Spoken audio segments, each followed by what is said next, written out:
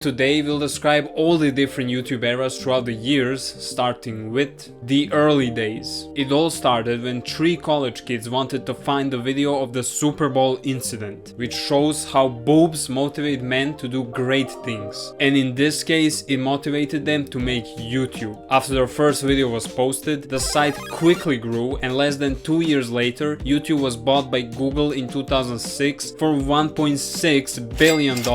Up to that point, YouTube was a site to share funny short videos, many of which became viral memes of that era. And it wasn't until late 2000s that the first YouTubers would start to pop up. Smosh, Fred, Ray William Johnson, and many others began uploading comedy content and established themselves as the first real content creators on the platform. And as YouTube continued its growth, a new genre of videos would appear that would blow up the platform in popularity. Gaming era. Gaming channels were a thing, but the guy that made them mainstream was PewDiePie. His growth propelled the rise of other gaming channels, and soon enough YouTube was dominated by people making let's plays, funny montages and compilations. It helped that the games released during this time period were straight up bangers. GTA 5, Call of Duty Black Ops, Five Nights at Freddy's, Counter-Strike, along with some weird ones such as Flappy Bird and Happy Wheels. And of course we had the biggest game of all time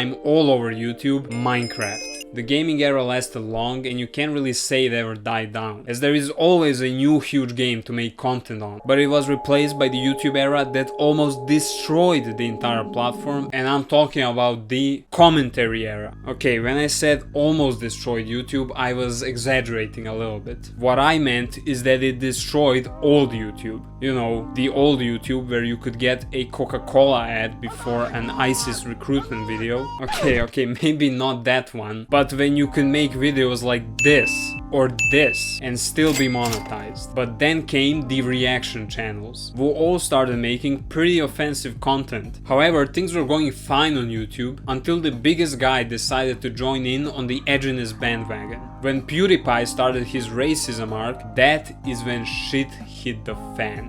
Advertisers left, money was drying up, and YouTube had to put their foot down. The platform became more strict, sanitized and corporate friendly, all because one Swedish boy liked saying the N-word. And honestly, I don't blame him, it's a fun word.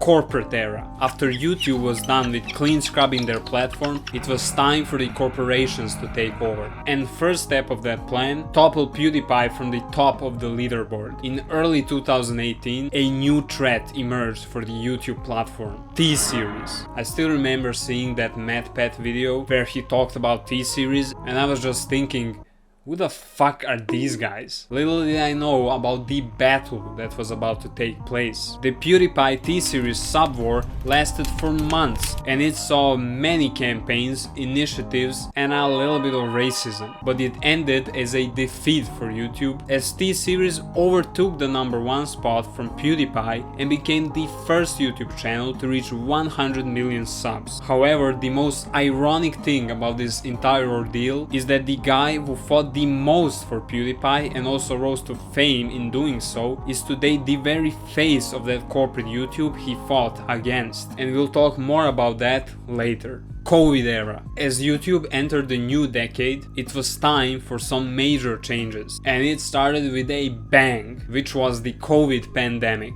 With everyone being forced to sit at home, this meant that YouTube was about to make a ton of money, and they did. But it wasn't only the money, there was a generational shift happening. YouTubers that were the face of the platform for years were starting to stagnate and semi-retire, and this allowed for some new faces to rise to fame. MrBeast continued his rocket rise to the top, IShowSpeed appeared out of nowhere to become the biggest YouTuber streamer ever, and faceless YouTubers such as Dream and Corpse exploded, as well as spawning horrible fan bases in the process. COVID also led to a baby boom of new YouTube channels, as thousands of people started making content while at home, including me. Overall, this period was an exciting time for the platform as a whole, but YouTube was about to be hit by another big change, AI, slop era. What followed after was the total slopification of the platform. AI written scripts, AI generated images, and AI voiceovers. But this wasn't the only slop being produced. Reaction and kids content slop was there as well. This period also saw the MrBeastification of the platform, with MrBeast himself becoming a soulless corporate drone. And to show you how corporate YouTube is today, take a look at this. These are the 10 most subscribed YouTube channels in the world right now. And what do you notice? If you make an exception for MrBeast, all of the other 9 channels on the list are all either corporate or kids channels. Remember when this list was filled with actual YouTubers? Nowadays PewDiePie is on the 12th spot. That shit is kinda sad to see. Long gone are the days of recording let's plays and simple camera talking. Now you get corporate clean videos to consume after you're done with your shift at McDonald's. But if you want consistent quality videos made with love, subscribe and thank you for watching.